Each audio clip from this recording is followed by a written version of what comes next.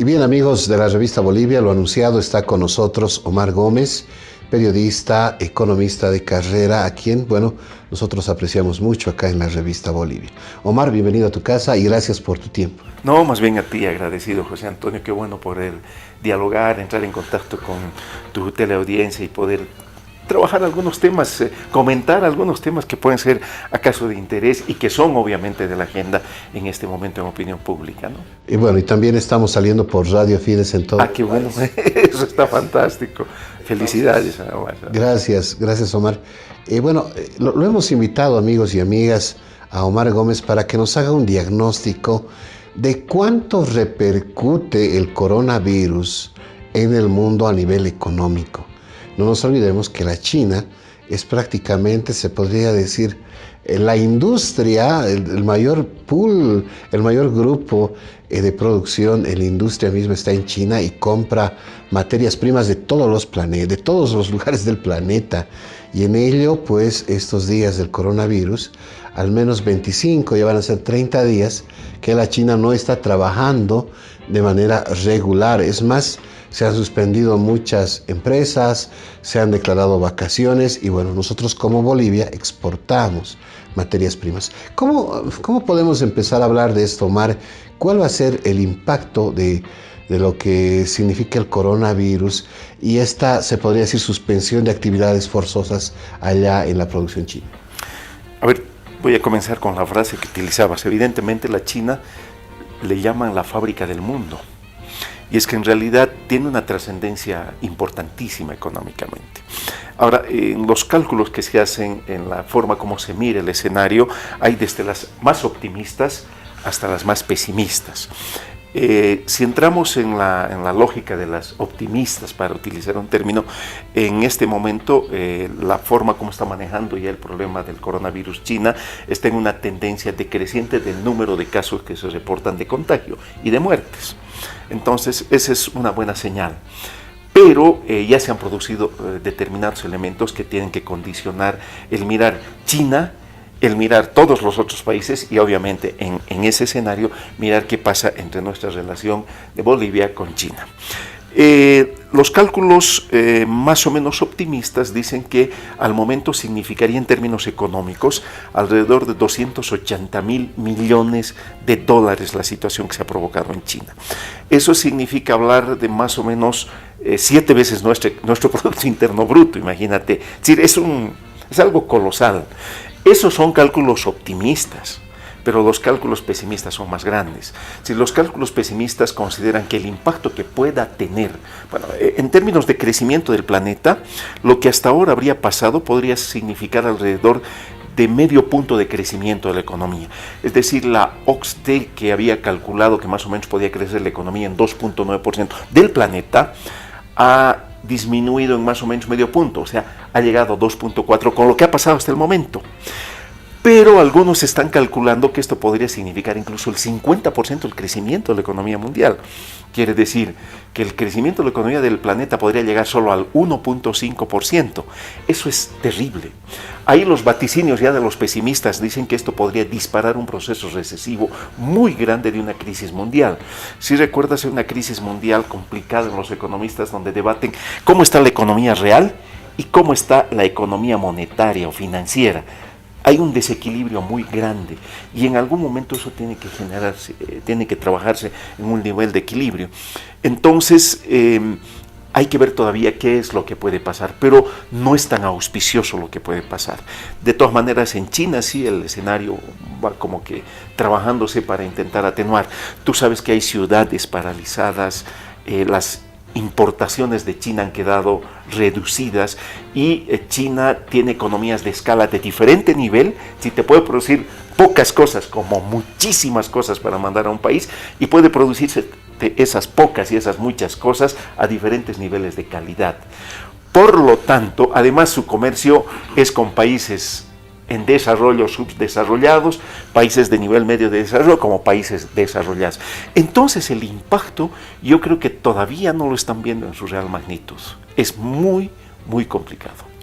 Lo que nos dice Omar, seguramente para que la gente un poco comprenda más, si vale el término, es realmente impactante, que la economía del mundo no crezca y se contraiga en un 50%, estamos hablando del crecimiento. Del crecimiento. Sí, sí. Pero estamos hablando, Omar, de ampliar la brecha de pobreza. Claro, va a tener diferentes niveles de impacto, ¿no? Es decir, diferentísimos niveles de impacto va a tener. Porque imagínate, solo hablar de China, ha parado gran parte de su aparato productivo. Es decir, no están yendo a las empresas por el temor a que sea prohibido de que hayan conglomerados grandes de gente. Todo su sector de mercado está paralizado porque también no puede estar gente. Es decir, la gente enferma, la gente que ha fallecido. Es decir, lo que le ha pasado a China es muy grave, ¿no? Y lo peor es que eso pueda contagiarse a otras regiones del planeta. Por lo tanto, económicamente estamos entrando en una situación que puede ser muy peligrosa seguramente, que va a tener impacto sin lugar a dudas, pero había que ver hasta qué nivel China es capaz de controlar esta situación, que parece que están yendo ya por un buen camino. El tema es cómo se está irradiando al resto de los países. Bien, hablando un poco de Bolivia, ¿cómo repercute, según tu visión, Omar, en Bolivia el tema de esta recesión o este corte, digamos, de la producción china? A ver, nuestro país fundamentalmente tiene la característica de ser un país exportador de materias primas. Eso significa que tenemos mucha relación en términos de materias primas con el resto del mundo.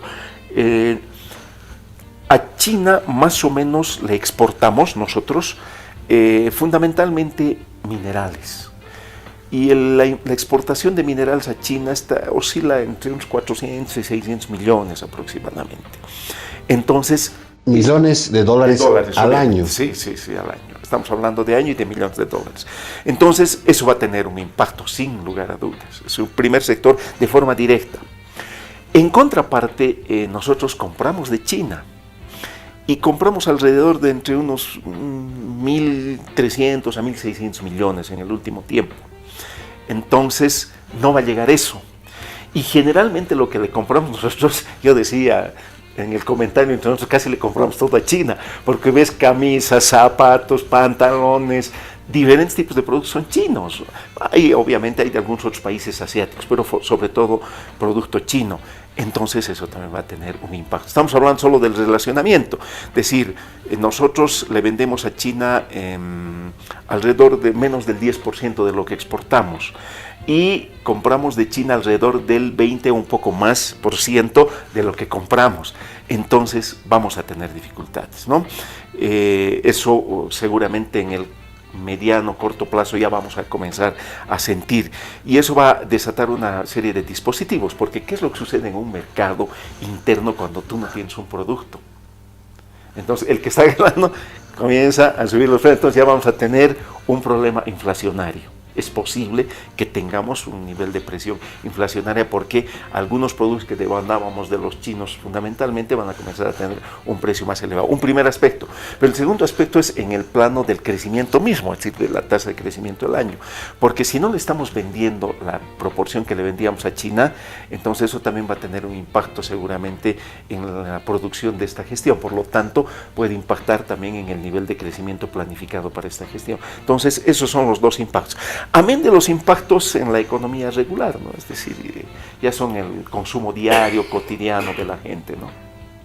Claro, pero sí, me parece fantástico lo que dice Omar, pero para un poco describir, Bolivia le vende a China que plomo, plata, zinc. Exactamente. Prácticamente, amigos y amigas, lo que viene en los celulares, porque los componentes de los celulares vienen pues ya procesados. Y nos los traen después en celulares, bueno, en movilidades, es uno de los rubros más fuertes. En movilidades, celulares, artículos de línea blanca, artículos de línea negra, que son los que inundan el mercado, digamos, como producto chino, ¿no?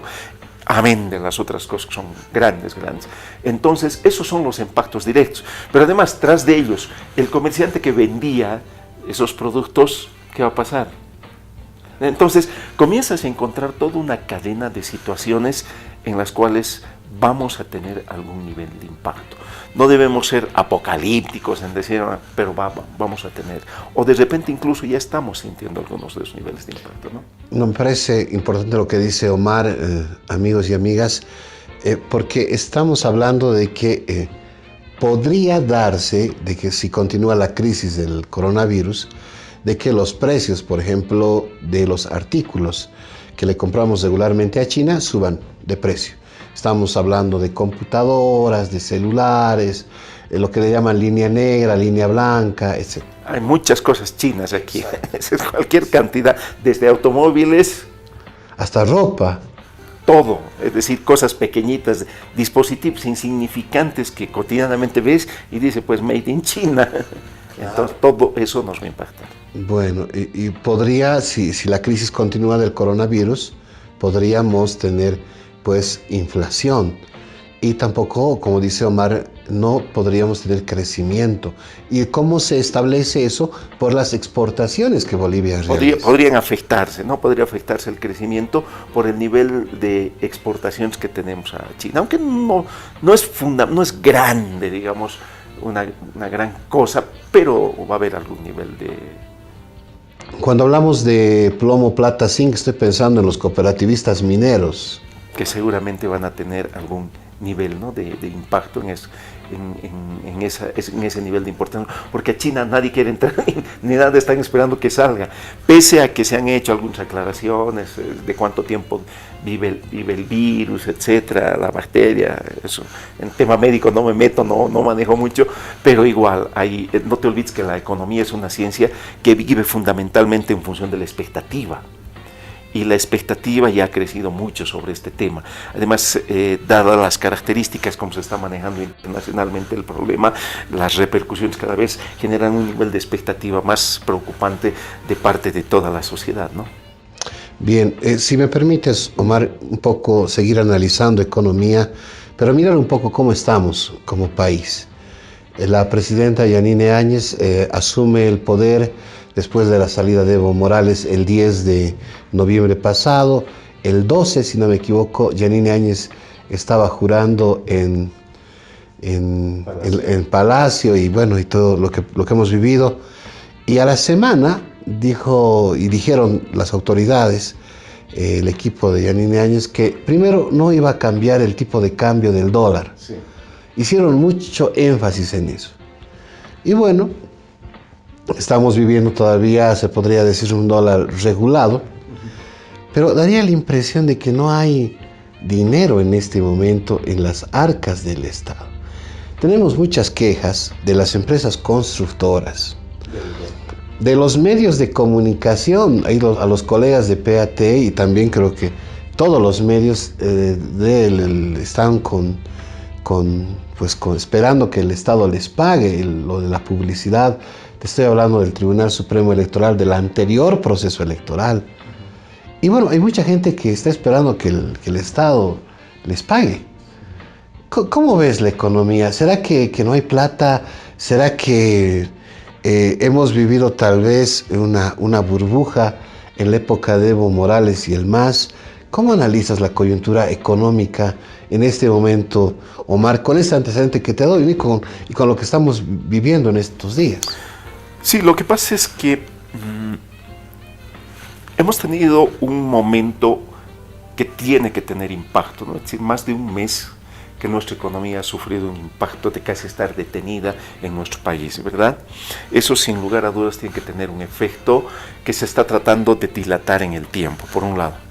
Por otro lado, cuando recibe la estructura del poder, la administración de la nave estatal, ya habían temas enormemente preocupantes para el momento. Debes recordar que el nivel de déficit fiscal ya era elevadísimo, estamos trabajando en un nivel de déficit entre 7 y 8%, que es un déficit ya acumulado, ya preocupante. A este tiempo preocupante, era como una bola de nieve que estaba creciendo, nuestra balanza comercial igual deficitaria fuertemente, el tipo de cambio, etcétera, etcétera. Entonces se recibe una economía soportada, digamos, que en algún momento tienen que comenzar a pasarnos una cuenta. Entonces, no te olvides que en ese mes parada la economía, importantes instituciones como la aduana, impuestos nacionales no han podido recaudar dineros, etcétera. El empresariado no podía, era una época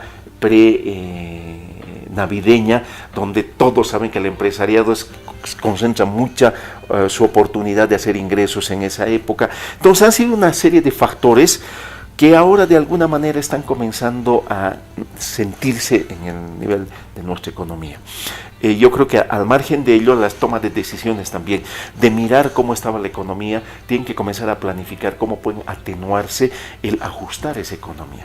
Por lo tanto, son esos dos dispositivos. Primero, el cómo la actual percepción del gobierno trata de ajustar cómo ha recibido la economía en términos de las diferentes variables económicas, y segundo, cómo atenuar el impacto que ha tenido ese tiempo en la economía. Entonces, esos dos elementos están haciendo el comportamiento de este tiempo.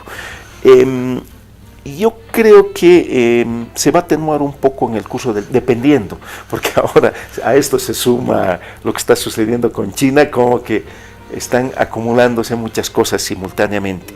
Sin embargo, creo que todavía está nuestra economía en un momento de que se tomen decisiones para hacerse manejable. Es decir, para que no se vayan a pagar facturas muy fuertes. Creo que las autoridades todavía tienen un nivel de tomar decisiones que puedan enrumbar de una mejor manera nuestra economía. Bueno, y en ese contexto, ¿qué tú avisoras? Además, hay un elemento adicional, ¿no? El tema electoral. O sea, no te digo que de repente sin duda son recursos del Estado, etcétera, pero es una coyuntura muy particular la que estamos viviendo. O sea, tenemos lo del coronavirus, tenemos lo que estamos jalando en la anterior gestión, el déficit económico. ¿Qué viene con este tema de las elecciones? Viene un momento de acumulación, de falta de toma de decisiones. Y te digo por qué.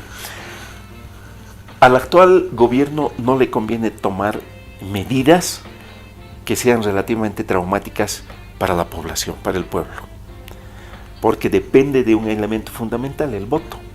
El pueblo está en puertas de ir a emitir su voto. Por lo tanto, y como es candidata además nuestra presidenta y esa estructura del poder, tiene que dar buenas señales de una gestión estatal. Por lo tanto, yo creo que no van a ser tomas fundamentales en tema económico, ¿no? Entonces, esto significa postergar, y se están sumando muchas cosas, postergando muchas cosas, para que después la próxima gestión gubernamental tenga que ya comenzar a hacer algunos tratamientos fuertes a nuestra economía. Claro, porque incluso le han preguntado a la presidenta, ¿y qué es del incremento salarial de los policías, por ejemplo, de la jubilación de los policías? Eso está pendiente, porque imagínense si en este momento hiciera alguna declaración o se tomara alguna resolución. Y hay varios otros temas. En el caso de la COP igual, siguen esperando el tema del incremento salarial los trabajadores. Aunque iban a definir, ¿no?, el nivel de incremento, había algún sector que estaba pidiendo entre el 10 y el 15%. Bueno, pero son peticiones. Yo creo que todavía no se van a tomar definición sobre ese particular. Te reitero, un proceso electoral en nuestro país significa poner en stand-by muchas cosas. Y una de esas es no tomar decisiones fuertes en términos económicos, porque tú sabes que la economía muchas veces define la actitud de la población en el tema de voto. Entonces yo me imagino que no. Incluso me animaría a pensar que ni siquiera el incremento salarial se pueda definir. No, seguro. Bueno, es muy Van complicado. a dilatar lo más que pueden para que esta decisión se tome más adelante. Y bueno, y hablando de elecciones, Omar, ¿cómo ves el ambiente electoral? ¿Cómo lo ves a don Luis Arce Catacora? ¿Cómo lo ves a don Carlos Mesa? La señora Áñez, la presidenta, también está ahí, en medio que en tercer lugar. Está Camacho mucho más atrás, dicen las encuestas. Las encuestas, muchas personas dicen, es de quién paga el papel y la tinta. Sí. Creo que alguna vez coincidíamos en eso. A ver, yo vería el escenario en dos espacios básicos, ¿no? Primero, la concentración de un voto, de lo que podríamos considerar lo popular, o entre comillas, voy a utilizar el término, lo de izquierda, que sería el MAS, ¿no? Que según encuestas, gente que habla, que estudia estos temas, tendría un universo de fuerte adhesión a su proyecto, 30%, eventualmente un poco más, eventualmente un poco menos. Y el otro contexto. Y el otro contexto, curiosamente, al revés, totalmente fragmentado. Lo que yo creo es que esa fragmentación se debe a una cosa lógica. Lo que me imagino es que han visto todos que haciendo lo que haga el MAS muy difícilmente va a poder pasar el 40% y sacar el 10% de diferencia. Eso es más posible, el 10%. Lo que es más complicado es que se pase del 40%. Entonces me parece que todo ese espacio fragmentado está pensando en cómo tener su cuota de poder en el nuevo proceso sociopolítico o de estructura de poder del país. Por eso es que cada uno comienza a constituir su propio aparatito representando intereses específicos de determinados grupos y hasta intereses personales. Luego entonces, pasada esta primera vuelta, por utilizar un término, referirme a la primera parte de la elección, quien resulte finalista eventualmente va a concentrar seguramente la votación de ese casi 60 o más por ciento de gente que no simpatiza con el proyecto del MAS.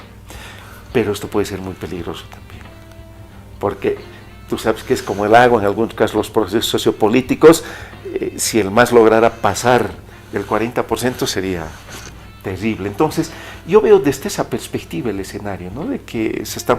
Y el otro escenario que hay que leerlo es si estamos en un escenario de polaridades, donde el MAS es uno de los polos y hay que ver cuál es el otro polo, o más bien estamos transitando a un espacio de centralidades. Entonces, ¿quién son las polaridades? Obviamente el movimiento al socialismo, pero dentro del movimiento al socialismo han habido algunas corrientes más flexibles a los procesos políticos, ¿no? Como en el otro lado. En el otro lado, uno que trata de mostrarse como un espacio intermedio es precisamente Mesa, ¿no? Como un centrista, y tratando de mostrar que el otro lado más bien es más radical. Entonces hay que mirar qué características va a tener la campaña electoral, si va a ser polarizante o más bien tratando de mostrar de que la opción central es la más valiosa. En cada uno de los casos, lo fundamental antes que el ganador de esta primera vuelta me parece que va a ser quién va a ser segundo. Claro, porque ahí se definiría quiénes van a la segunda vuelta y del otro lado de la acera del MAS, si vale el término, ahí pues cada quien está buscando llegar al menos al segundo lugar para tener algún chance.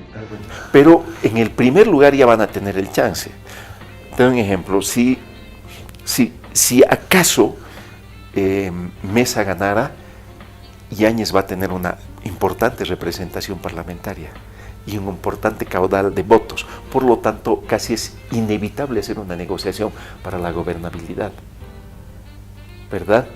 Y los otros también van a tener alguna significación. Un 8% te dan una pequeña bancada, un 7, un 5, un 10% te van a dar bancadas.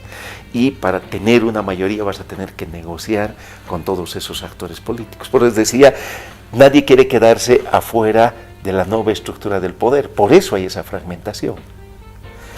Y hay que ver después cómo se pinta el escenario. Más o menos las manchas cuantitativas nos mostrarían entre un 30 y 40% para el MAS y entre un 50 y 60% o 70% en su caso para el otro conglomerado. Son dos elementos que seguramente en el curso del proceso electoral que estamos viviendo se nos van a ir clarificando, ¿no? Al momento estamos ahí. Bueno, se podría decir que está apasionante la política boliviana. Sí, apasionante, pero postergando muchas cosas, José Antonio. ¿No? Esto que digo de la economía es una cosa que están postergando, unas soluciones, unas tomas de decisiones fundamentales, ¿no? Sí, es alarmante, sobre todo a la hora digamos, del ciudadano de a pie, de la economía, de la gente de la calle, que no tiene nada que ver con los políticos. Ahí estas decisiones perjudican. Sin lugar a dudas. Gracias, Omar. A ti, José Antonio, muchísimas gracias además. Bueno, ahí amigos y amigas lo teníamos a Omar Gómez, economista, periodista, pues como siempre analizando la coyuntura del país y dándonos su visión.